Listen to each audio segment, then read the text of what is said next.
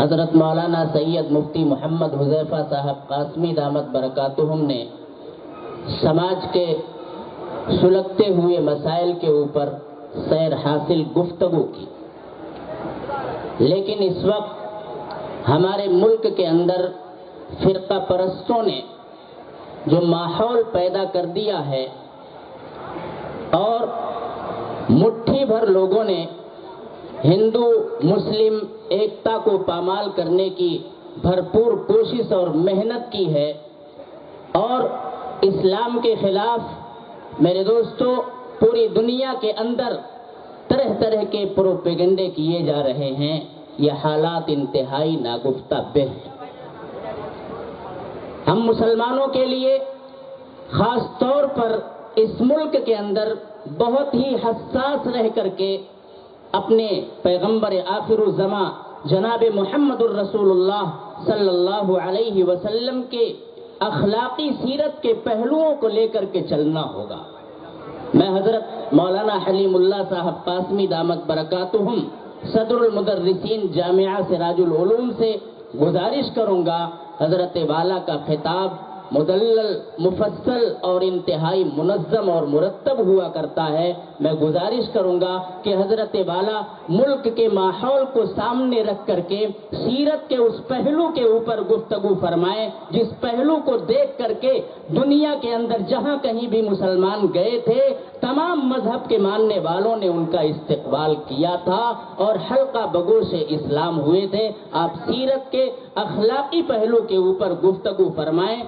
اللہ تبارک و تعالی ہم سب کو حضرت والا کا خطاب سن کر عمل کرنے کی توفیق دے۔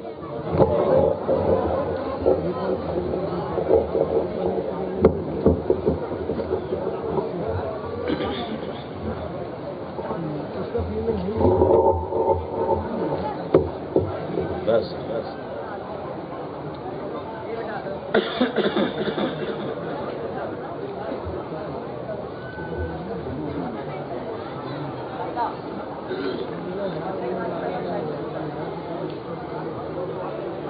بسم اللہ الرحمن الرحیم۔ الحمد للہ رب العالمین والصلاة والسلام علی سید المرسلین وعلی آلہ واصحابہ اجمعین، اما بعد فاعوذ باللہ من الشیطان الرجیم، بسم اللہ الرحمن الرحیم۔ لقد كان لكم في رسول الله أسوة حسنة لمن كان يرجو الله واليوم الآخر وذكر الله كثيرا، صدق الله العظيم۔ وقال النبي صلى الله عليه وسلم: المؤمن من أمنه الناس على دمائهم وأموالهم۔ وقال النبي صلى الله عليه وسلم: المسلم من سلم المسلمون من لسانه ويده۔ وفي رواية: المسلم من سلم الناس من لسانه ويده، أو كما قال عليه الصلاة والسلام۔ محترم صدر اجلاس، اسٹیج پر موجود علماء کرام، قابل احترام بزرگوں اور دوستوں اور پردہ نشین ماؤں اور بہنوں، آج کا یہ عظیم الشان اجلاس سیرت النبی کے عنوان سے منعقد ہوا ہے۔ آقائے نامدار تاجدار مدینہ امام الانبیاء والمرسلین حضرت محمد الرسول اللہ صلی اللہ علیہ وسلم کی سیرت کو بیان کرنا اور اس کا سننا بڑی اہم عبادت ہے۔ آج کی اس مجلس میں جو لوگ شریک ہیں وہ یہ ذہن لے کر بیٹھیں کہ وہ اس وقت ایک اہم عبادت میں مصروف ہیں اور ایک اہم عبادت انجام دے رہے ہیں۔ ناظم جلسہ حضرت مولانا مفتی حفیظ اللہ صاحب دامت برکاتہم نے میری ایک بڑی مشکل آسان کر دی ہے۔ سیرت النبی کے عنوان سے جب کوئی جلسہ منعقد ہوتا ہے اور سیرت کے کسی خاص پہلو کو متعین نہیں کیا گیا ہوتا ہے تو میرے لیے یہ فیصلہ بہت دشوار ہوتا ہے کہ سیرت کے کس پہلو پر گفتگو کی جائے، اور آقا نامدار حضرت محمد الرسول اللہ صلی اللہ علیہ وسلم کی حیات طیبہ کے کس پہلو کو لوگوں کے سامنے روشنی میں لایا جائے۔ ہمارے ناظم جلسہ نے یہ مشکل آسان کر دی اور انہوں نے مجھے یہ حکم دیا ہے کہ ملک بلکہ دنیا کے موجودہ حالات کے تناظر میں سیرت کے کس پہلو کو نمایاں کرنے کی ضرورت ہے، مسلمانوں کو اور خاص طور سے دنیا والوں کو سیرت طیبہ کے کس گوشے سے واقف کرانے کی ضرورت ہے، میں کوشش کروں گا کہ اس مختصر سے وقت میں کچھ ضروری باتیں آپ حضرات کے سامنے آ سکیں۔ ہمارے یہاں سیرت کے موضوع پر جلسوں کی بھرمار ہوا کرتی ہے، محلے محلے جلسے ہوتے ہیں، اور خاص طور سے ربیع الاول کا مہینہ تو اس کا خاص موسم ہوتا ہے، لیکن اکثر ہمارے سیرت کے جلسوں کا حال یہ ہوتا ہے کہ اس میں سیرت کے ان پہلوؤں پر زیادہ زور دیا جاتا ہے جس پہلو کا ہماری عملی زندگی سے کوئی خاص تعلق نہیں ہوتا۔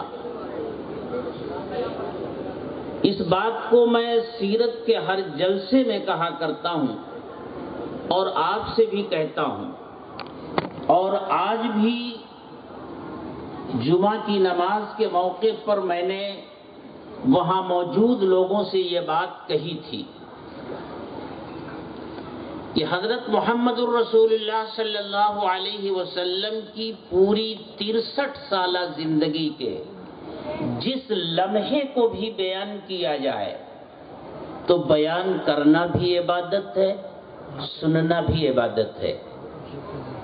بیان کرنے والے کے لیے بھی یہ سعادت کی بات ہے کہ وہ بیان کرے، اور سننے والوں کے لیے بھی یہ سعادت کی بات ہے کہ وہ اسے دھیان سے سنے۔ لیکن آقا کی سیرت کا ایک حصہ تو آپ کی 40 سالہ زندگی ہے جو بعثت سے پہلے کی ہے، اور پھر 23 سالہ زندگی آپ کی وہ نبوی زندگی ہے جو بعثت کے بعد کی ہے، جس میں سے 13 سال آپ نے مکہ میں گزارے ہیں اور 10 سال آپ نے مدینہ میں گزارے ہیں۔ بعثت سے پہلے کی جو زندگی ہے آپ کی ولادت ہے، آپ کی رضاعت ہے، آپ کی پرورش ہے، اور پھر آپ کے پرورش کرنے والے کون کون ہیں، کن حالات میں آپ کا نشو و نما ہوا، جوانی آپ نے کس طرح گزاری، اور پھر آپ کا پہلا نکاح کب ہوا، کس سے ہوا۔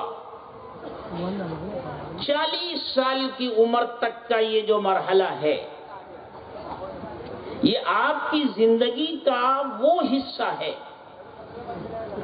جس کا بیان کرنا تو عبادت ہے، سننا بھی عبادت ہے، سعادت ہی سعادت ہے، خیر و برکت ہے، سراپا خیر و برکت ہے، لیکن ایک بات اچھی طرح سمجھ لیجئے کہ دنیا کے انسانوں کو آپ کی سیرت اور آپ کی زندگی کے اس حصے کا مکلف نہیں بنایا گیا۔ بعض جگہوں پر میری اس بات پر لوگوں نے اعتراض بھی کیا، لیکن بات اپنی جگہ پر پکی ہے اور سچی ہے اور دلائل کی روشنی میں ہے، پھر اس کے انکار سے کوئی فرق نہیں پڑتا۔ اگر میں یہ بیان کروں کہ آپ کی ولادت کن حالات میں ہوئی، جس زمانے میں آپ کی ولادت ہوئی وہ زمانہ کیسا تھا، اور پھر آپ کی ولادت کے وقت کیا کیا معجزات ظہور میں آئے، دودھ پینے کے ایام میں کیا کیا حالات پیش آئے، آپ نے کتنی عورتوں کا دودھ پیا، اور حلیمہ سعدیہ کے یہاں آپ کے قیام کے دوران کیا کیا معجزات پیش آئے، کس طرح آپ کا شق صدر ہوا، آپ کس طرح بکریاں چرایا کرتے تھے۔ حلیمہ جو دبلی پتلی اونٹنی لے کر کے آئی تھی اور جس کے تھن خشک تھے، دودھ نام کی کوئی چیز نہیں تھی، آپ کے سواری کر لینے کے بعد وہ کتنی تیز رفتار ہو گئی، یہ سارے حالات میں آپ کے سامنے بیان کروں، مجھے بیان کرنے کا یقیناً ثواب ملے گا۔ میرا یہ بیان کرنا میرے نامہ اعمال میں عبادت کے طور پر لکھا جائے گا۔ آپ کا سننا اور یہاں بیٹھنا اس کے لیے یہ بھی بلا شک و شبہ عبادت کے زمرے میں شمار ہوگا، اور آپ کے نامہ اعمال میں ایک قیمتی عبادت کے طور پر لکھا جائے گا۔ لیکن سیرت کے اس پہلو سے آپ یہاں سے کیا پیغام لے کر کے جائیں گے؟ کیا کسی کے بس میں یہ ہے کہ آقا نامدار حضرت محمد الرسول اللہ صلی اللہ علیہ وسلم مکہ میں پیدا ہوئے تھے تو وہ بھی مکہ میں پیدا ہو جائے؟ آپ قبیلے قریش میں پیدا ہوئے تھے، اس کی مشہور شاخ بنو ہاشم میں پیدا ہوئے تھے، اسے یہ قدرت حاصل ہے کہ وہ بنو ہاشم میں پیدا ہو جائے؟ آپ عبداللہ کے بیٹے اور آمنہ کے لخت جگر تھے، کیا کسی کے بس میں ہے کہ وہ بھی عبداللہ کا بیٹا اور آمنہ کا جگر گوشہ بن جائے؟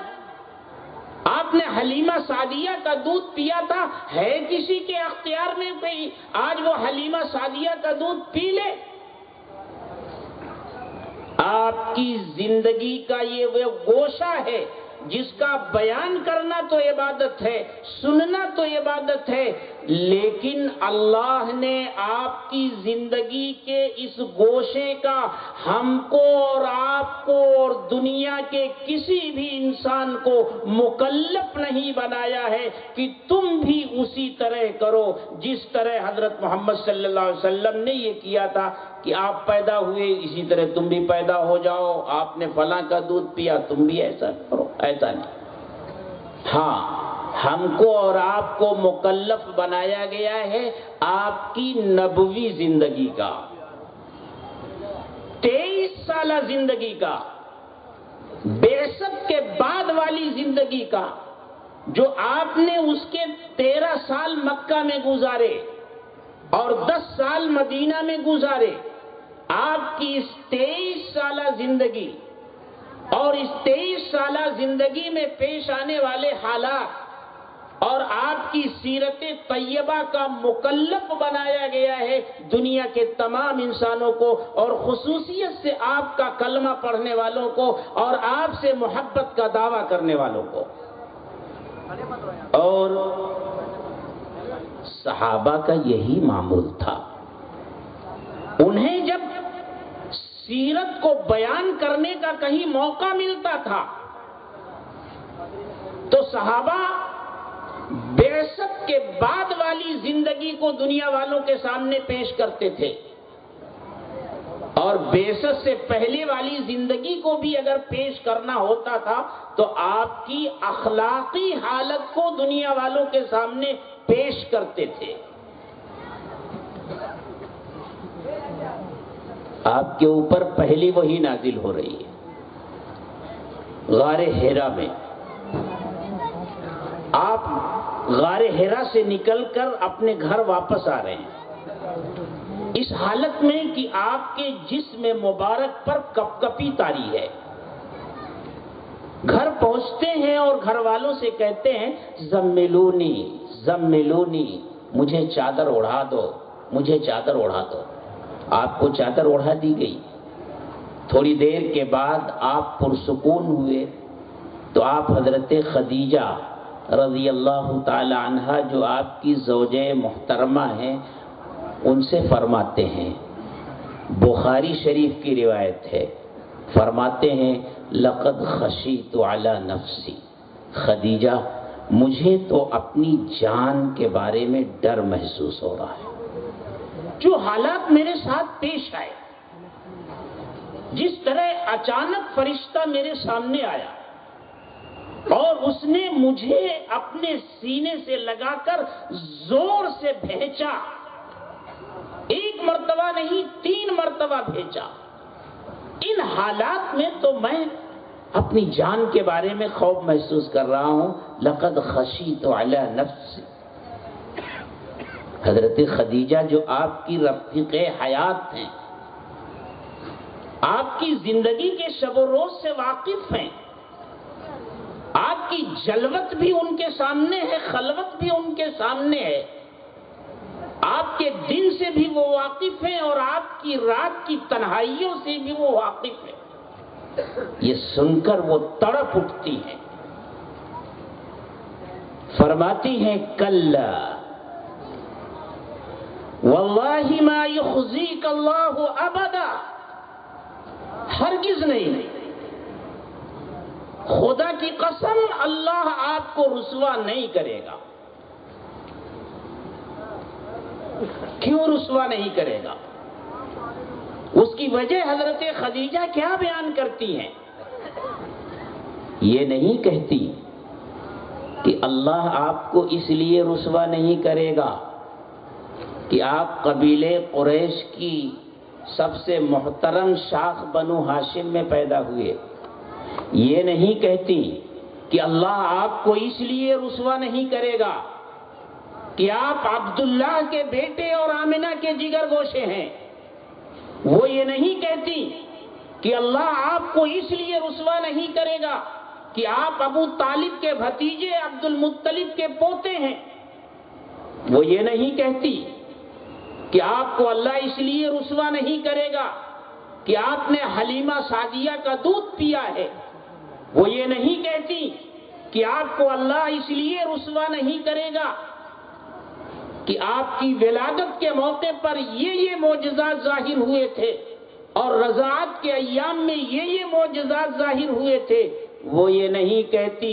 بخاری شریف کی روایت ہے، روایت کے الفاظ ہیں، وہ فرماتی ہیں کلا واللہ ما یخزیک اللہ ابدا، ہرگز نہیں، خدا کی قسم اللہ آپ کو رسوا نہیں کرے گا۔ کیوں نہیں کرے گا؟ انک لتصل الرحم وتحمل الکل وتکسب المعدوم وتقری الضیف وتعین علی نوائب الحق۔ اللہ آپ کو اس لیے رسوا نہیں کرے گا کہ آپ صلہ رحمی کرتے ہیں، رشتہ ناتا جوڑتے ہیں، رشتہ داروں کا حق ادا کرتے ہیں، وتحمل الکل، ناداروں کی مدد کرتے ہیں، وتکسب المعدوم، جو بوجھوں کے نیچے دبے ہوئے ہیں ان کے بوجھ کو آپ ہلکا کرتے ہیں، جو نادار ہیں ان کی آپ مدد کرتے ہیں، آپ مہمان نوازی کرتے ہیں اور مصیبت زدہ لوگوں کی مدد کرتے ہیں۔ حادثات کا جو شکار ہو جاتے ہیں، آفات کا جو شکار ہو جاتے ہیں، آپ ان کی مدد کرتے ہیں. آپ کے یہ اخلاق ہیں، آپ کی یہ سیرت ہے. اور خدیجہ رضی اللہ تعالی عنہا دراصل یہ کہنا چاہتی ہیں کہ جو شخصیت اس کردار کی حامل ہو، جس شخصیت کی زندگی کی یہ اخلاق ہوں، اللہ تبارک و تعالی اس شخصیت کو ضائع نہیں کریں گے، اللہ اس کو ہلاک نہیں کریں گے.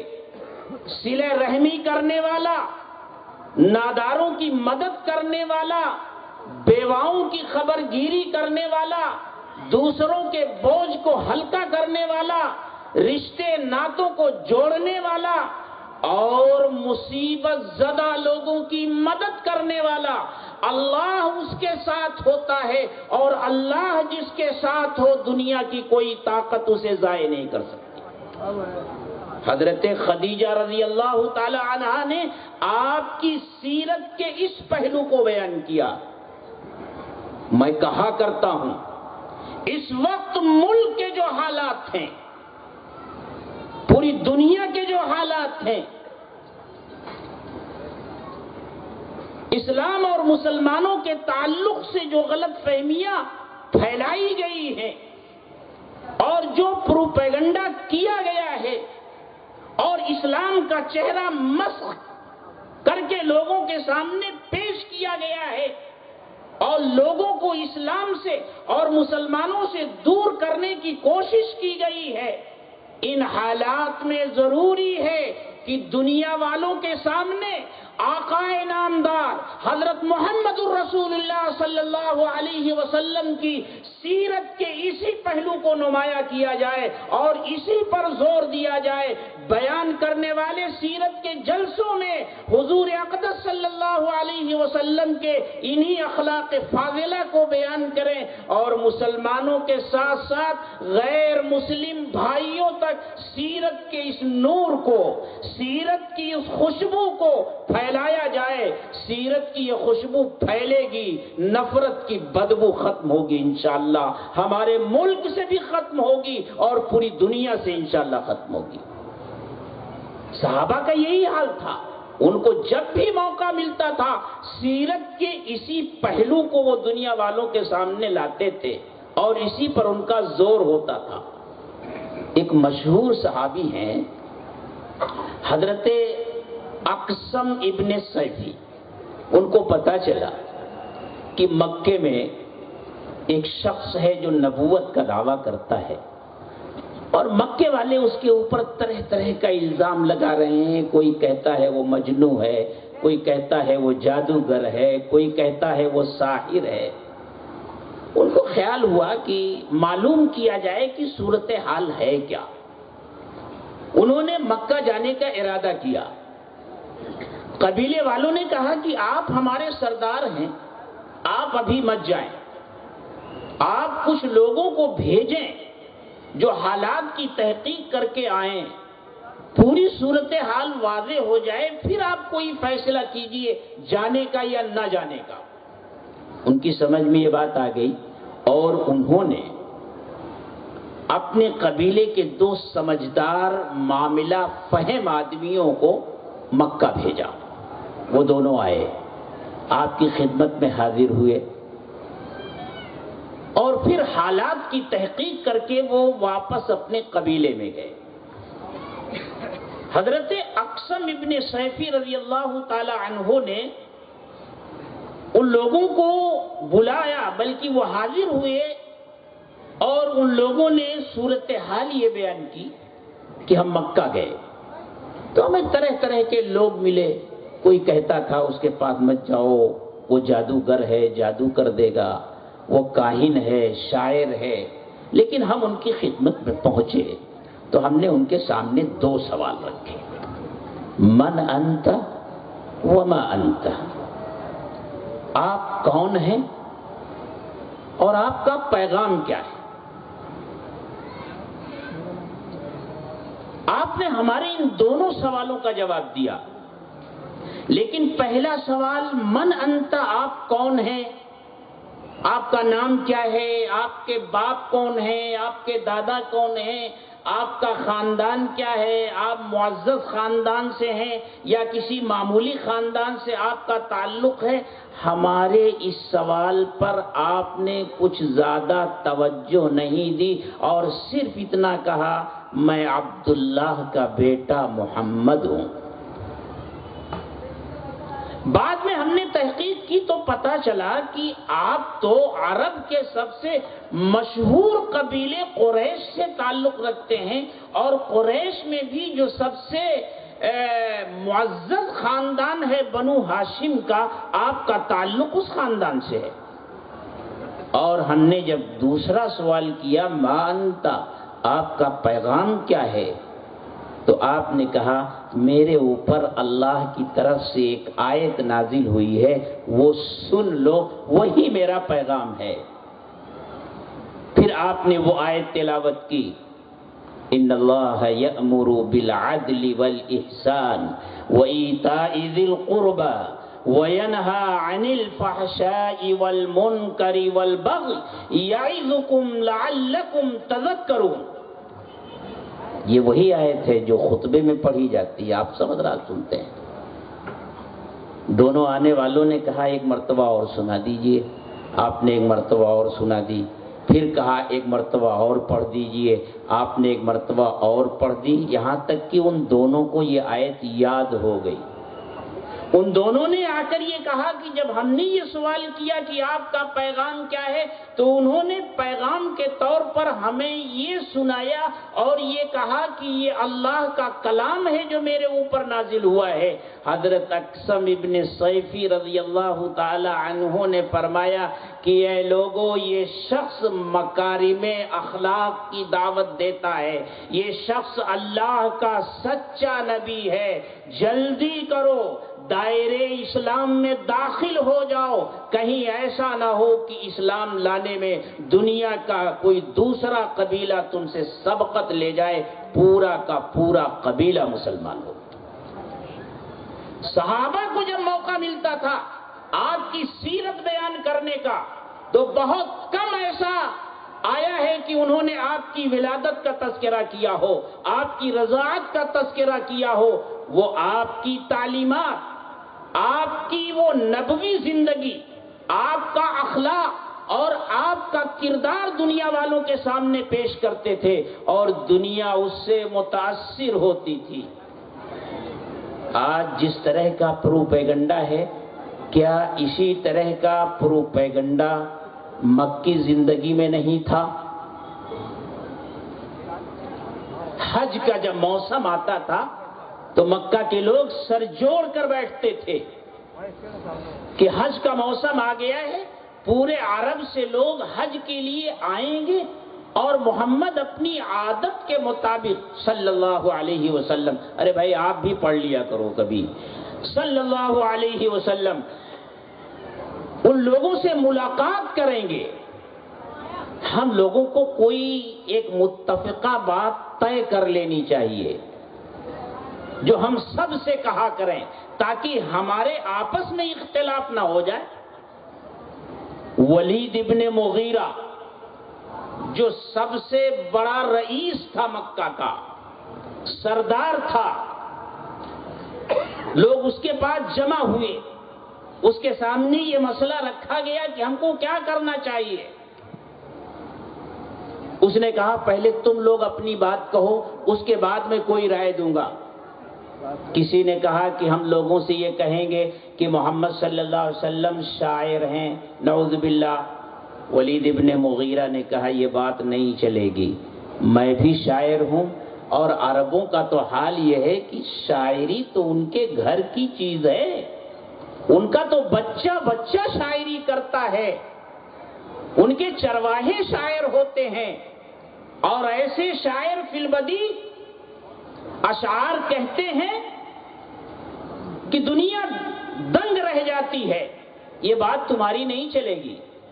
کسی نے کہا ہم کہیں گے کہ وہ کاہن ہیں، کہانت کرتے ہیں۔ ولید ابن مغیرہ نے کہا تمہاری یہ بات بھی نہیں چلے گی، لوگ کہانت سے واقف ہیں، محمد صلی اللہ علیہ وسلم کے اندر ایسی کوئی علامت نہیں ہے۔ لوگوں نے کہا کہ پھر ہم یہ کہیں گے کہ محمد جادوگر ہیں، نعوذ باللہ، وہ جادو کے ذریعے گھروں میں جھگڑے پیدا کر دیتے ہیں، شوہر کو بیوی سے جدا کر دیتے ہیں، بھائی بھائی میں اختلاف ڈال دیتے ہیں، بھائی بہنوں کو الگ کر دیتے ہیں۔ ولید ابن مغیرہ نے کہا یہ بات بھی نہیں چلے گی۔ پھر لوگوں نے کہا آپ ہی بتائیے، قرآن کہتا ہے، اس کی وہ کیفیت بیان کرتا ہے اس کی مجلس کی، انہو فکر وقدر فقتل کیف قدر ثم قتل کیف قدر ثم نظر وبصر ثم ادبر واستکبر فقال ان ھذا الا سحر یوسف۔ اس نے غور کیا اور اندازہ لگایا، اور پھر ہلاک ہو جائے اس نے کیسا برا اندازہ لگایا، پھر وہ ہلاک ہو جائے اس نے کیسا برا اندازہ لگایا۔ اس نے اپنی پیشانی پر شکنیں ڈالی۔ دیکھو آدمی جب کوئی کسی مسئلے پر غور و فکر کرتا ہے تو پیشانی پر بل پڑ جاتے ہیں، شکن آ جاتی ہے۔ اس نے اپنی پیشانی پر شکنیں ڈالی، منہ بنایا، پیٹھ پھیری اور تکبر کیا، اور پھر اس کے بعد اس نے یہ کہا ہاں یہ کہہ سکتے ہو کہ وہ جادوگر ہے، وہ جادوگر ہے۔ یہ طے کیا ان لوگوں نے، اور پھر وہ راستوں پر بیٹھ جایا کرتے تھے۔ مکے میں داخلے کے جتنے راستے تھے وہ بیٹھ جایا کرتے تھے۔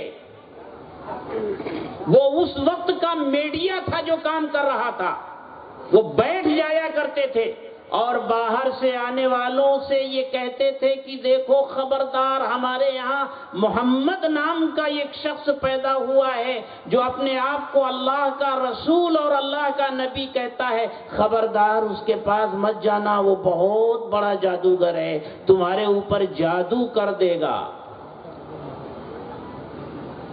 لیکن اللہ کا معاملہ تو یہ ہوتا ہے، انسان سوچتا کچھ ہے اور اللہ کا فیصلہ کچھ ہوتا ہے۔ جو لوگ نہیں بھی جانتے رہتے تھے اب وہ متوجہ ہوتے تھے، اچھا مکے میں کوئی محمد نام کا شخص بھی پیدا ہوا ہے جو رسالت کا دعویٰ کر رہا ہے، ارے بھائی مل لینے میں حرج ہی کیا ہے۔ اور جو ایک مرتبہ ملتا تھا وہ غلام بن کر اٹھتا تھا، اور وہ کس سے متاثر ہوتا تھا؟ آپ کے اخلاق سے متاثر ہوتا تھا، آپ کی سیرت سے متاثر ہوتا تھا، آپ کے کردار سے متاثر ہوتا تھا۔ پروپیگنڈے کا جو ماحول اس مکی دور میں تھا، ٹھیک آج پروپیگنڈے کا ماحول پوری دنیا میں ہے۔ پروپیگنڈے کی طاقت سے اسلام کو اور مسلمانوں کو بدنام کیا گیا، ایک منصوبہ بنایا گیا، اور اس منصوبے کے تحت دنیا میں دہشت گردانہ کارروائیاں انجام دی گئی، اور میڈیا کے ذریعے دنیا والوں کو یہ باور کرایا گیا کہ یہ دہشت گردانہ کارروائی مسلمانوں نے انجام دی ہے اور اسلام کے نام پر انجام دی ہے، اور ایسا طوفان میڈیا میں برپا کیا گیا کہ چاروں ناچار دنیا والوں نے یہ مان لیا کہ اسلام دہشت گرد مذہب ہے اور مسلمان کا چہرہ ایک دہشت گرد چہرہ ہے۔ یہ پروپیگنڈا پوری دنیا میں کیا گیا ہے۔ اس پروپیگنڈے کا اگر کوئی توڑ ہو سکتا ہے تو وہی توڑ ہو سکتا ہے جو مکی زندگی میں پروپیگنڈے کا توڑ تھا، اور وہ آقا کی سیرت کا پیغام ہے، آقا کی سیرت کا نور ہے، آقا کے اخلاق کریمانہ ہے، آقا کی رحیمانہ شان ہے۔ آپ کو رحمت للعالمین بنا کر کے بھیجا گیا تھا۔ آپ کی اسی رحمت للعالمینی شان کو مسلمانوں کے درمیان بھی عام کرنا ہے اور دنیا والوں کو بھی بتانا ہے کہ ہمارا مذہب اسلام ہے، سلامتی کا مذہب ہے، امن کا مذہب ہے، رحمت کا مذہب ہے۔ اس دین کو بھیجنے والا رب العالمین ہے اور اس دین کا لانے والا رحمت للعالمین دین ہے، یہ دین سراپا رحمت ہے، سراپا سلامتی ہے۔ سیرت کے اس پیغام کو دنیا میں عام کرنے کی ضرورت ہے۔ اگر عام کرو گے تو نفرت کا جو ماحول پورے ملک میں بنا دیا گیا ہے، انشاءاللہ نفرت کی وہ دیوار گرے گی۔ دلوں میں جو دوریاں پیدا کر دی گئی ہیں، انشاءاللہ وہ دوریاں کم ہوں گی، فاصلے کم ہوں گے، اور جیسے پہلے ماحول تھا، جیسا کہ ابھی ہمارے مفتی صاحب نے فرمایا کہ ہم مل جل کر رہتے تھے، ایک ساتھ رہتے تھے، پھر وہی ماحول اس ملک میں پیدا ہوگا۔ میں آپ کو یہ بتا رہا تھا کہ سیرت بیان کرنے کا صحابہ کو جب بھی موقع ملتا تھا، وہ آپ کی سیرت کے اسی پہلو کو دنیا کے سامنے لاتے تھے۔ اب میں کچھ باتیں اپنی ماؤں بہنوں کے تعلق سے بھی کہوں۔ حضرت خدیجہ نے سیرت کو بیان کیا، اور اللہ کے رسول صلی اللہ علیہ وسلم کی سب سے چہیتی بیوی، جس سے اللہ کے رسول صلی اللہ علیہ وسلم کو خاص تعلق تھا اور خاص محبت تھی، وہ حضرت عائشہ صدیقہ رضی اللہ تعالی عنہا ہے۔ یوں تو حقوق کے معاملے میں، معاملات کے معاملے میں اللہ کے رسول صلی اللہ علیہ وسلم اپنی بیویوں کے درمیان فرق نہیں کرتے تھے، حقوق سب کو برابر، معاملات سب کے ساتھ یکساں، لیکن محبت تو ایک جذبہ ہے اور یہ غیر اختیاری ہوتی ہے، اس پر انسان کا اختیار نہیں ہوتا۔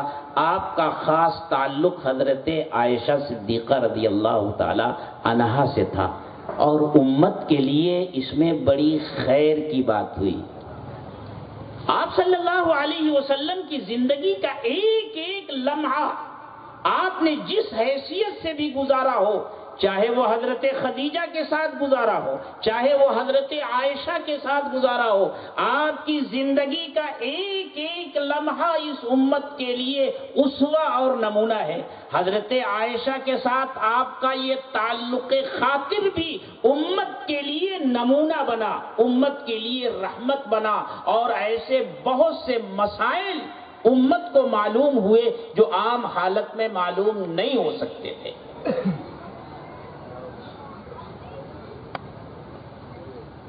عورتوں پر ہر مہینے میں کچھ خاص دن ایسے آتے ہیں جس میں وہ نماز نہیں پڑھ سکتی۔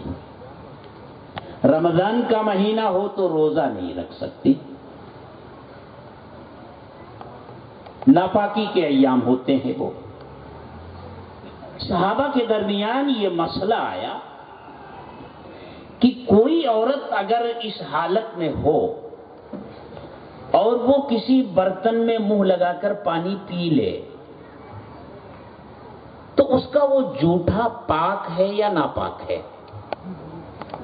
دوسرا مسئلہ یہ آیا کہ عورت ناپاکی کی حالت میں ہو اور وہ کسی چیز کو ہاتھ لگا دے تو کیا وہ چیز جس کو اس نے ہاتھ لگایا ہے وہ بھی ناپاک ہو جائے گی؟ صحابہ فیصلہ نہیں کر پا رہے ہیں۔ آخر میں یہ طے ہوا کہ یہ مسئلہ اگر حل ہو سکتا ہے تو حضرت عائشہ صدیقہ رضی اللہ تعالی عنہا کے ذریعے ہی حل ہو سکتا ہے۔ اللہ کے رسول صلی اللہ علیہ وسلم تو اس دنیا سے تشریف لے جا چکے ہیں۔ حضرت عائشہ سے پوچھا جائے، حضرت عائشہ صدیقہ رضی اللہ تعالی عنہا کی خدمت میں ان کے بھتیجے حضرت عروہ ابن زبیر کو بھیجا گیا۔ انہوں نے یہ مسئلہ پوچھا تو حضرت عائشہ صدیقہ رضی اللہ تعالی عنہا نے دونوں مسئلے بیان کیے۔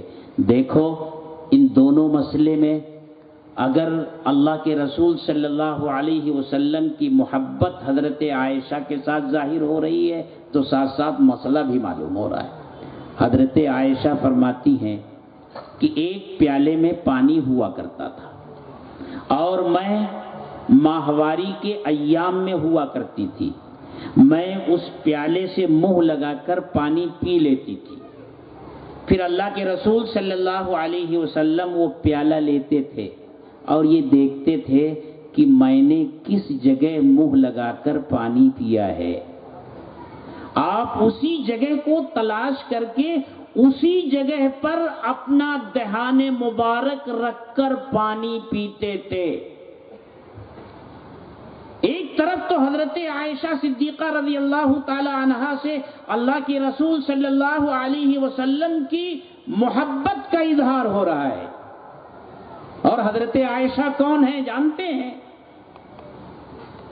امہات المؤمنین میں سے ایک ہیں، پوری دنیا کے مسلمانوں کی ماں ہیں، اور کیسی ماں ہیں؟ اگر ہم جس ماں کے پیٹ سے پیدا ہوئے ہیں اس کے ماں ہونے کا انکار کر دیں تو میں پوری ذمہ داری سے کہتا ہوں کہ ہم دائرے ایمان سے خارج نہیں ہوں گے، اور دنیا کا کوئی ایمان والا اگر حضرت عائشہ صدیقہ رضی اللہ تعالی عنہا کو ماں نہیں مانتا اور ان کے ماں ہونے کا انکار کرتا ہے تو پوچھ لو اسٹیج پر مفتیان کرام سے کہ وہ دائرے ایمان سے خارج ہو جائے گا، کیونکہ حضرت عائشہ صدیقہ کا مسلمانوں کی ماں ہونا قرآن کی نص صریح سے ثابت ہے۔ ان کی ماں ہونے کا انکار کرنا قرآن کریم کی آیت کا انکار ہے، اور قرآن کریم کی آیت کا انکار کرنے والا دائرے ایمان سے خارج ہو جائے گا۔ یہ حضرت عائشہ صدیقہ ہیں۔ ایک طرف تو اللہ کے رسول صلی اللہ علیہ وسلم سے ان کی محبت کا اظہار ہو رہا ہے، اور دوسری طرف ساتھ ساتھ مسئلہ بھی معلوم ہو رہا ہے کہ ان ایام میں کوئی عورت اگر پانی پی لے تو اس کا جھوٹا ناپاک نہیں ہوتا، اگر ناپاک ہو جاتا تو اللہ کے رسول صلی اللہ علیہ وسلم اسے نہ پیتے۔ ہاتھ لگانے سے ناپاکی نہیں آتی۔ حضرت عائشہ نے اس کا جواب دیا کہ آقا مسجد میں اعتکاف کیے ہوئے ہوتے تھے، پھر اپنا سر مبارک دھلانے کی ضرورت محسوس کرتے تھے تو کھڑکی سے اپنا سر مبارک میرے حجرے کی طرف نکال دیتے تھے، اور میں آپ کا سر مبارک اپنے کمرے میں کھڑے کھڑے دھو دیا کرتی تھی، اس حالت میں کہ میں حیض میں ہوا کرتی تھی۔ اگر حائضہ کا کسی چیز کو ہاتھ لگانے سے وہ چیز ناپاک ہو جاتی تو اللہ کے رسول صلی اللہ علیہ وسلم ان حالات میں حضرت عائشہ صدیقہ رضی اللہ تعالی عنہا سے اپنا سر مبارک نہ دھلاتے۔ یہ حضرت عائشہ صدیقہ رضی اللہ بڑا خصوصی تعلق ہے اللہ کے رسول صلی اللہ علیہ وسلم سے۔ میرے بھائیوں، اللہ کے رسول صلی اللہ علیہ وسلم کی زندگی کے بہت سارے پہلو ہیں، بلکہ اگر یہ کہا جائے کہ قرآن کا وصف بیان کیا گیا ہے، لا تنقضی عجائبہ ولا یخلقہ کثرت الرد، قرآن کریم کے عجائبات قیامت تک ختم ہونے والے نہیں ہیں، اور بار بار پڑھنے سے قرآن پرانا نہیں ہوتا، بلکہ یہ کہیے ہر لفظ کا ہر حرف سیرت کا ایک ایک عنوان ہے۔ کتنا بیان کرے گا آدمی؟ یہ حضرت عائشہ صدیقہ رضی اللہ تعالی عنہا ہے، یہ محبت کا عالم ہے۔ کبھی کبھی حضرت عائشہ اللہ کے رسول صلی اللہ علیہ وسلم کے حسن و جمال کو بھی بیان کیا کرتی تھی۔ لوگوں نے ان سے کہا کہ مصر کی عورتوں نے تو حضرت یوسف کے حسن سے مبہوت ہو کر کے اپنی انگلیاں کاٹ لی تھی، اور یہ کہا تھا یہ تو کوئی معزز فرشتہ ہے۔ حضرت عائشہ صدیقہ رضی اللہ تعالی عنہا نے فرمایا کہ مصر کی عورتوں نے تو انگلیاں کاٹی تھی، لیکن آپ کے اصحاب نے تو آپ کی محبت میں اپنی گردنیں کٹا دی ہیں، وہ نہیں دیکھتے؟ حضرت عائشہ فرمایا کرتی تھی اللہ کے رسول صلی اللہ علیہ وسلم کی آمد جب ان کے حجرے میں ہوتی تھی اور رات قیام کرنے کے لیے اللہ کے رسول صلی اللہ علیہ وسلم آیا کرتے تھے تو حضرت عائشہ کہتی تھی لنا شمس وللآفاق شمس وشمسی خیر من شمس السماء دنیا والوں کا بھی ایک سورج ہے اور میرا اپنا بھی ایک سورج ہے. دنیا والوں کا سورج تو فجر کے بعد طلوع ہوتا ہے اور میرا سورج تو عشاء کے بعد طلوع ہوتا ہے. حجرے مبارکہ میں آنے کے منظر کو وہ بیان کر رہی ہیں. آپ کیا آئے کہ میرے حجرے میں سورج طلوع ہو گیا. یہ حضرت عائشہ صدیقہ ہیں. ان سے پوچھنے والوں نے پوچھا کہ اللہ کے رسول صلی اللہ علیہ وسلم کی سیرت کیا ہے؟ اماں جان ذرا بیان کر دیجئے آقا کی سیرت کیا ہے؟ حضرت عائشہ صدیقہ رضی اللہ تعالی عنہا نے صرف ایک جملہ کہا ہے اور حضرت عائشہ صدیقہ کے اسی ایک جملے کی تشریح اس وقت سے ہو رہی ہے اور ہر سیرت کو بیان کرنے والا اور سیرت کے موضوع پر لکھنے والا اسی ایک جملے کی تشریح کر رہا ہے اور قیامت تک اسی ایک جملے کی تشریح ہوتی رہے گی اور حق یہ ہے کہ اس کا حق ادا نہیں ہوگا. وہ جملہ یہ تھا کان خلقہ. روزہ رکھنے کا حکم دیا. روزہ کو عملی شکل میں دیکھنا ہو آقا کی زندگی میں دیکھ لو. قرآن نے حج کرنے کا حکم دیا. حج کو عملی شکل میں دیکھنا ہو تو آقا کی زندگی میں دیکھ لو. قرآن نے زکوٰۃ کا حکم دیا تو زکوٰۃ کا کیا نظام ہے اور اس کی تفصیلات کیا ہیں وہ معلوم کرنا ہے تو آقا کی سیرت کو پڑھ لو. قرآن نے معاملات کی صفائی کا حکم دیا. معاملات کی صفائی کو عملی شکل میں دیکھنا ہے آقا کی سیرت میں دیکھ لو. نہ قرآن کا حق ادا ہوا ہے اور نہ سیرت کا حق ادا ہو سکتا ہے. میں تو آپ کو یہ بتا رہا تھا کہ صحابہ کو جب موقع ملتا تھا تو وہ سیرت کے کس پہلو کو بیان کرتے تھے. دیکھو مکہ کی زندگی مسلمانوں پر تنگ کر دی گئی. اللہ کے رسول صلی اللہ علیہ وسلم نے حبشہ کی طرف ہجرت کرنے کی اجازت دے دی. مسلمان حبشہ ہجرت کر گئے. مکہ والوں کو یہ بات ناگوار گزری اور انہوں نے اپنا ایک وفد ان لوگوں کو واپس لانے کے لیے بھیجا. یہ وفد عمرو بن العاص کی قیادت میں حبشہ پہنچا. بڑے بڑے تحائف اور ہدایہ لے کر پہنچا اور بادشاہ کے سامنے یہ بات رکھی کہ ہماری قوم کے کچھ سرفرے نوجوان باغی ہو کر کے آپ کے ملک میں چلے آئے ہیں. ہماری قوم نے آپ کے پاس بھیجا ہے کہ آپ انہیں ہمارے حوالے کر دیں, ہم انہیں واپس لے جائیں گے. نجاشی نے کہا جب تک میں حالات کی تحقیق نہیں کر لیتا میں انہیں نہیں بھیج سکتا. نجاشی نے ان مسلمانوں کو اپنے دربار میں طلب کیا. مسلمانوں نے یہ فیصلہ کیا کہ ہمیں ہر حال میں سچ ہی بولنا ہے. ان لوگوں نے اپنا متکلم حضرت جعفر رضی اللہ تعالی عنہ کو بنایا. جب شاہ حبشہ نے حضرت جعفر رضی اللہ تعالی عنہ سے پوچھا کہ تمہاری قوم کے یہ لوگ تمہیں واپس لینے آئے ہیں, ان کا کہنا ہے کہ تم اپنی قوم کے باغی ہو اور بغاوت کر کے تم اپنے ملک سے یہاں آئے ہو, تم کیا کہتے ہو؟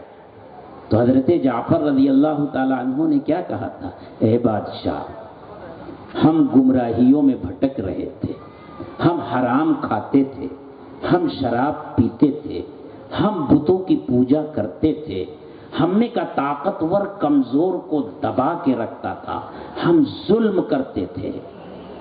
ان حالات میں اللہ نے ہمارے درمیان اپنا ایک پیغمبر بھیجا.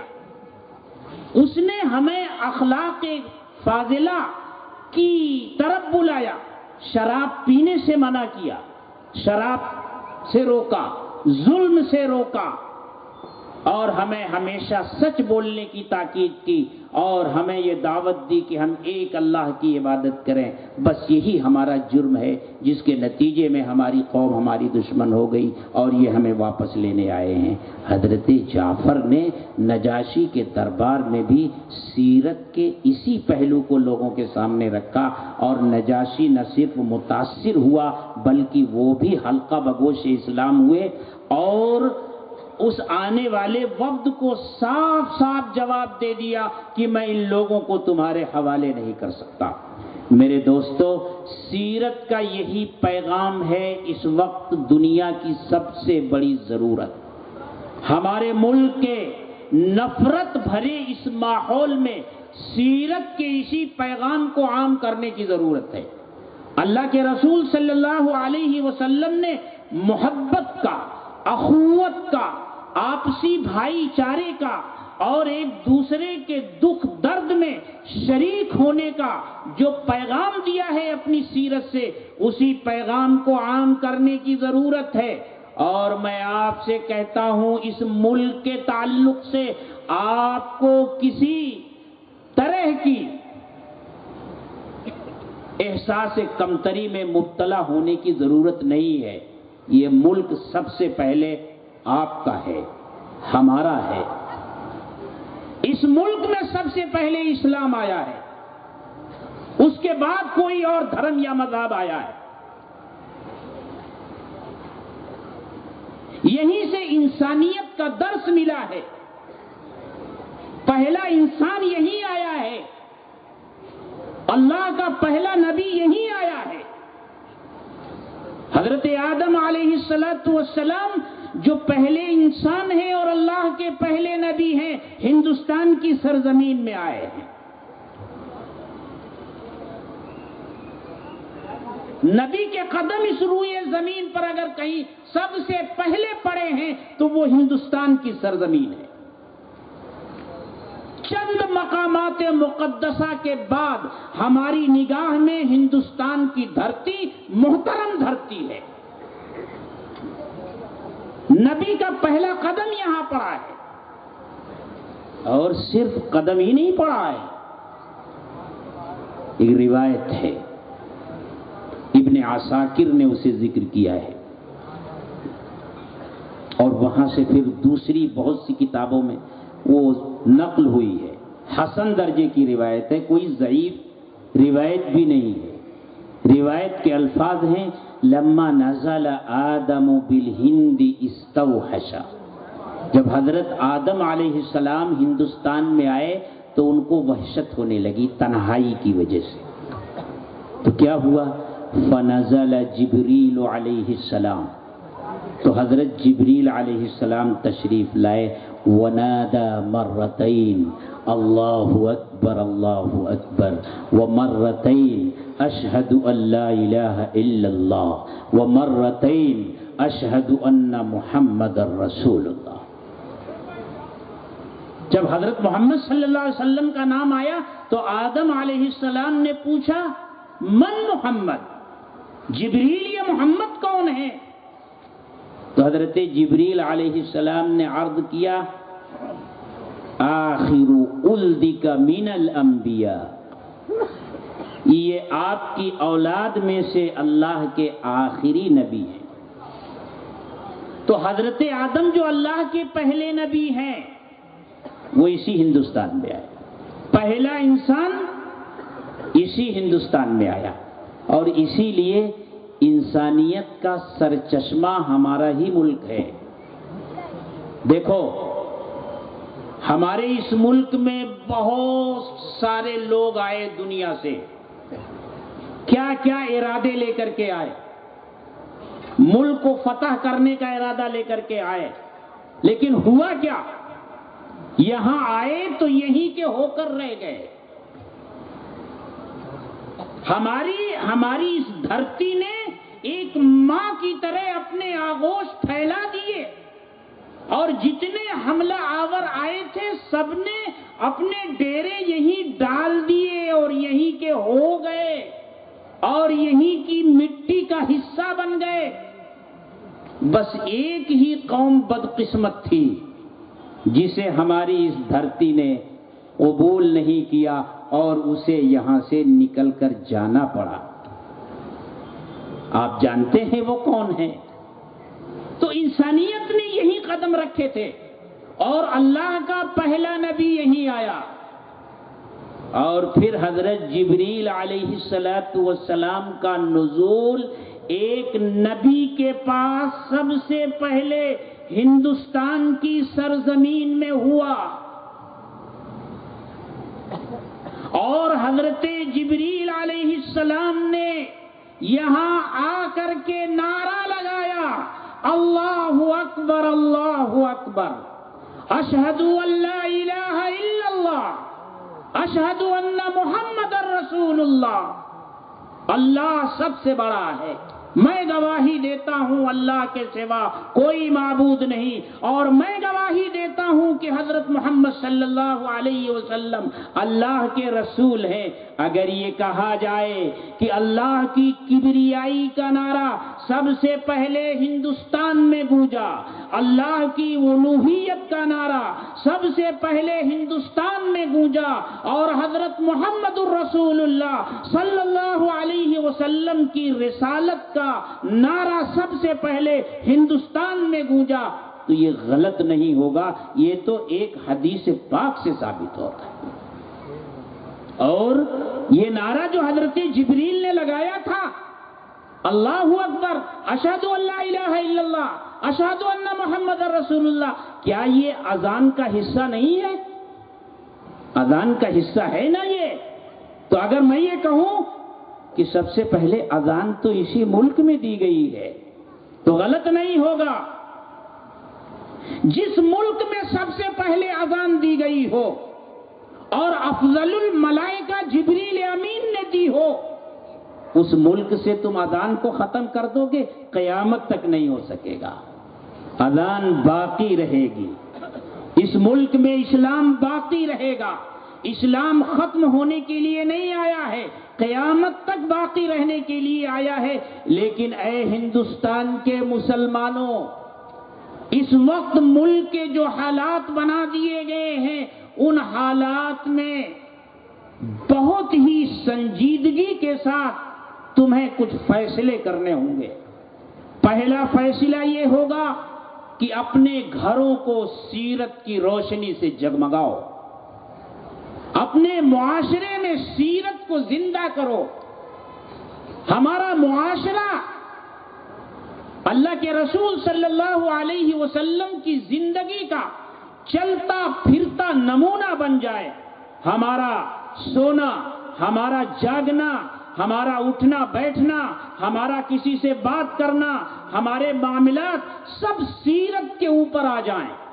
پہلا کام تو یہ کرو، اور اس کے بعد پھر ملک کے دوسرے بھائیوں کو بتاؤ کہ دیکھو، ایک ہوتا ہے ایمانی رشتہ، تو ہمارا تمہارا ایمانی رشتہ تو نہیں ہے، لیکن اس سے بڑا، اس سے وسیع ایک انسانی رشتہ ہوتا ہے، اور وہ ہمارے تمہارے درمیان ہے۔ تمہارے باپ بھی آدم تھے، ہمارے باپ بھی آدم تھے، ایک ہی انسان اس دنیا میں آیا تھا، اور دنیا کے سارے انسان اسی کی اولاد ہیں۔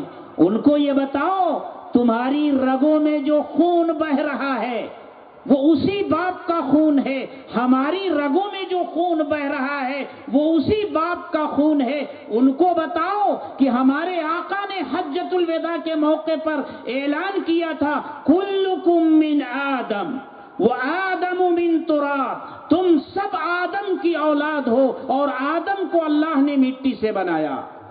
ہمارا پروردگار اپنی آخری کتاب میں یہ کہتا ہے، یا ایھا الناس اتقوا ربکم الذی خلقکم من نفس واحدہ، اے لوگو اپنے اس رب سے ڈرو جس نے تم کو ایک جان سے پیدا کیا ہے۔ ہم سب انسانی رشتے سے بھائی بھائی ہیں، ہماری رگوں میں جو خون ہے ایک ہی باپ کا خون ہے، تو اس ملک کے ہم بھی باشندے ہیں، تم بھی باشندے ہو۔ ہمیں پیار و محبت کے ساتھ اس ملک میں رہنا ہے، یہ ملک تمہارا بھی ہے، یہ ملک ہمارا بھی ہے۔ پیار و محبت کی فضا اس ملک میں رہے گی، ملک ترقی کرے گا، ہم ترقی کریں گے، اور دین کی جتنی تنظیمیں ہیں ان کو کام کرنے کا موقع ملے گا۔ لیکن اگر ملک کی فضا کو مقدر کر دیا گیا، نفرت کا زہر گھول دیا گیا، تو یاد رکھو، نہ کوئی اسٹیشن محفوظ رہے گا، نہ کوئی سواری محفوظ رہے گی، نہ کوئی ہوائی اڈہ محفوظ رہے گا۔ دین کا کام کرنے والے بھی اپنے لیے اس دنیا کو اور اس ملک کی سرزمین کو تنگ پائیں گے۔ اس لیے اگر اس ملک کے ماحول کو بدلنا ہے تو ایک ایک ہی راستہ ہے، مکی زندگی کی جو سیرت تھی آقا کی، اس سیرت کے چراغ کو لے کر کے پورے ملک میں پھیل جاؤ، محبت کا پیغام دو، پیار کا پیغام دو، ایک دوسرے کے دکھ درد میں شریک ہونے کا پیغام دو۔ ہم نے تو اپنی دنیا کو محدود کر لیا ہے، بہت سی چیزوں کو ہم نے دین بنا لیا ہے، حالانکہ وہ دین نہیں ہے۔ اللہ کے رسول صلی اللہ علیہ وسلم بیٹھے ہیں، ایک جنازہ جا رہا ہے، آپ کھڑے ہو گئے، لوگوں نے کہا اے اللہ کے رسول یہ تو ایک یہودی کا جنازہ ہے، آپ نے ارشاد فرمایا کیا وہ انسان نہیں تھا؟ انسانی رشتے کی بنیاد پر آپ اس کے لیے کھڑے ہو گئے، آپ انسانی رشتے کی بنیاد پر اپنے پڑوسیوں کی عیادت کے لیے جاتے تھے، حالانکہ وہ کلمہ گو نہیں ہوتے تھے، بلکہ بسا اوقات تو وہ آپ کو اذیتیں پہنچانے والے ہوتے تھے، لیکن جب وہ کسی دکھ میں ہوتے تھے، کسی درد میں ہوتے تھے تو آپ ان کا دکھ بٹاتے تھے۔ بس آخری بات کہہ کر کے میں اپنی گفتگو جو لمبی ہو رہی ہے لیکن دل تو نہیں چاہتا کہ بند کیا جائے، بڑی دلچسپ گفتگو ہے، اور سیرت پر گفتگو کرنے سے نہ گفتگو کرنے والے کو سیری ہوتی ہے نہ سننے والے کو سیری ہوتی ہے۔ بس ایک بات کہہ کر کے اپنی بات ختم کرتا ہوں کہ اللہ کے رسول صلی اللہ علیہ وسلم کے دل میں انسانیت کا کتنا درد تھا، اور حضرت خدیجہ نے جو آپ کا ایک وصف بیان کیا تھا وہ تعین علی نوائب الحق، کہ آپ حادثات میں لوگوں کی مدد کرتے تھے اور اس میں بالکل نہیں دیکھتے تھے کہ یہ مسلم ہے یا غیر مسلم ہے۔ اس سلسلے کا ایک واقعہ آپ حضرات جانتے ہیں کہ ابو جہل کے بعد مکہ کے مشرکین میں سب سے بڑا دشمن آپ کا ابو سفیان۔ ابو جہل کی قیادت میں مشرکین مکہ نے بدر کی جنگ لڑی تھی، اس کے بعد جتنی جنگیں مکہ والوں نے آپ سے لڑی وہ ابو سفیان کی قیادت میں لڑی۔ ابو سفیان ہر وقت آپ کو نیچا دکھانے کے لیے، اور کیسے کیسے حادثے ابو سفیان کی قیادت میں ہوئے ہیں۔ سید الشہداء حضرت حمزہ رضی اللہ تعالی عنہ کی دردناک شہادت کا واقعہ اسی ابو سفیان کی قیادت میں لڑی جانے والی جنگ وحد میں پیش آیا، جس کو آپ زندگی پر نہیں بھولے۔ جب حضرت حمزہ آپ کو یاد آتے تھے آپ کی آنکھوں سے آنسو جاری ہو جاتے تھے۔ مکہ میں قحط پڑا، فاقے سے لوگ مرنے لگے، جانور ہلاک ہونے لگے۔ مکہ والوں نے کہا کہ حضرت محمد صلی اللہ علیہ وسلم کی بد دعا کا نتیجہ ہے، آپ سے درخواست کی جائے کہ آپ اپنے اللہ سے دعا کریں کہ ہمارے اوپر سے یہ قحط ٹل جائے۔ اب مدینہ کون جائے درخواست کرنے؟ لوگوں نے فیصلہ کیا کہ ابو سفیان کو جانا چاہیے۔ یہ ابو سفیان مکہ سے مدینہ آتے، اللہ کے رسول صلی اللہ علیہ وسلم کے پاس آ کر فریاد کرتے ہیں، اے اللہ کے رسول کوئی گھاس اور کوئی سبزہ باقی نہیں رہا، مویشی مر رہے ہیں، فاقے کی وجہ سے بچے تڑپ تڑپ کر موت کے گھاٹ اتر رہے ہیں، میں فریاد لے کر آیا ہوں آپ کے پاس، آپ اللہ سے دعا کر دیجئے کہ اے اللہ یہ قحط دور کر دے اور آپ ہماری کچھ مدد کر دیجئے۔ اللہ کے رسول صلی اللہ علیہ وسلم نے اسی وقت ہاتھ اٹھا کر اللہ سے دعا فرمائی۔ آپ دعا فرما رہے ہیں اور مکے میں بارش کا نزول ہو رہا، اور پھر صحابہ کو حکم دے رہے ہیں چندہ اکٹھا کرو۔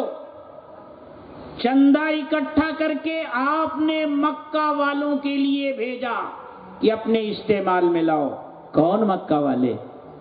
جو بدر میں لڑنے آئے تھے، جو وحد میں لڑنے آئے تھے، جو خندق میں لڑنے آئے تھے، جنہوں نے 70 صحابہ کرام کو وحد میں شہید کیا تھا، جنہوں نے مکے سے آپ کو اور صحابہ کو نکالا تھا۔ جب ان کے اوپر مصیبت پڑی تو مصیبت کی اس گھڑی میں انسانیت کے رشتے کی بنیاد پر اللہ کے رسول صلی اللہ علیہ وسلم ان کے لیے دعا بھی فرما رہے ہیں اور ان کی مدد بھی فرما رہے ہیں۔ انسانیت کے اسی رشتے کو اے لوگوں اس ملک میں زندہ کرو، پوری دنیا میں زندہ کرو، اور انسانیت کے کمزور ہوتے ہوئے اس رشتے کو مضبوط کرنے کے لیے کھڑے ہو جاؤ۔ سیرت کے نور کو اپنے معاشرے میں بھی پھیلاؤ، پورے ملک میں پھیلاؤ، ملک کے باشندوں سے سیرت کی روشنی میں اپنے تعلقات بناؤ، پھر دیکھو اس ملک کا ماحول کیسے بدلتا ہے۔ وہی بھائی چارہ، وہی امن و پیار اور وہی محبت انشاءاللہ پیدا ہوگا۔ لیکن سیرت کے نور سے جب تک یہ ملک جگمگائے گا نہیں، ہمارا معاشرہ جگمگائے گا نہیں، حالات نہیں بدلیں گے۔ میں آج کے اس پروگرام میں یہی پیغام آپ کو دینا چاہتا ہوں کہ سیرت کے اسی پہلو کو اپنی زندگیوں میں بھی اجاگر کرو، پورے ملک میں اس کو پھیلاؤ۔ انشاءاللہ تمام پروپیگنڈوں کا توڑ سیرت کے ذریعے ہی ہو سکتا ہے۔ اللہ تعالی ہم سب کو عمل کی توفیق بخشے۔ وآخر دعوانا ان الحمدللہ۔ ماشاءاللہ، یہ تھے جامعہ سراج العلوم کے صدر المدرسین، ہم سب کے مخدوم و محترم حضرت مولانا حلیم اللہ صاحب قاسمی دامت برکاتہم، جو نبی کریم صلی اللہ علیہ وسلم کی اخلاقی زندگی کو ہمارے سامنے لا رہے تھے اور ہم سب کو یہ تعلیم دے رہے تھے کہ اسی سیرت کو اس ملک کے اندر بلکہ تمام دنیا کے اندر عام کرنے کی کوشش اور محنت کی جائے۔